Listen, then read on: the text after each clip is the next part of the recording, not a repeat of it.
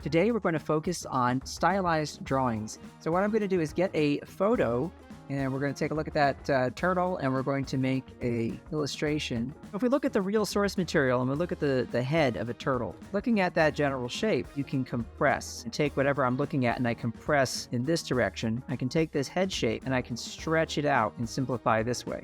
Another thing I can do is I can take the location of things and I can move them even closer to the front, starting to put our own spin on it by simplifying the design with some pinching, some enlargement of the eye here, taking this area here and simplifying it just to one curve. Now, can we do that from different angles? We've got something that's definitely grounded in reality, but we're taking what we've observed from reality and we're starting to design it in such a way, slightly stylized version of the real.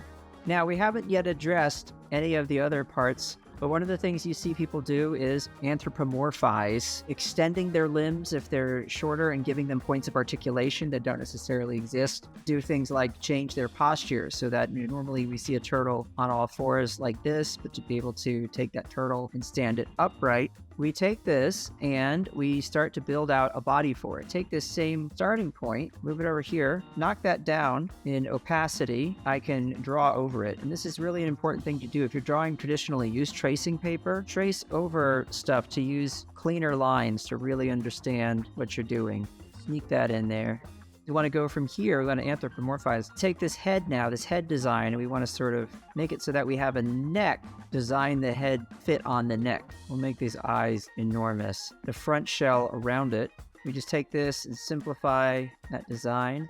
And now this frees us up to start playing even more with these shapes. I'm going to take the eye and stretch it. That's going to give me more room to have those legs come out. And let's add some shoulders. By now, you must be figuring out what I'm doing. Let's go to the final step. See how we got from our source material to a Ninja Turtle. We're just going to simplify even further. We're going to go 2 in 1. And we're taking this shell design here. We're like giving a little hexagonal kind of thing going on there. Keep it nice and...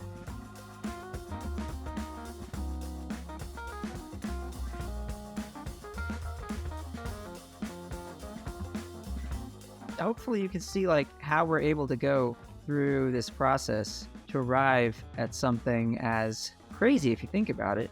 So there, cleaned up version of it. We got our sketch, an observation of a turtle, and I can do this for stylizing. They're like stylized already. Thanks for watching. Hope you enjoyed that. Ciao for now.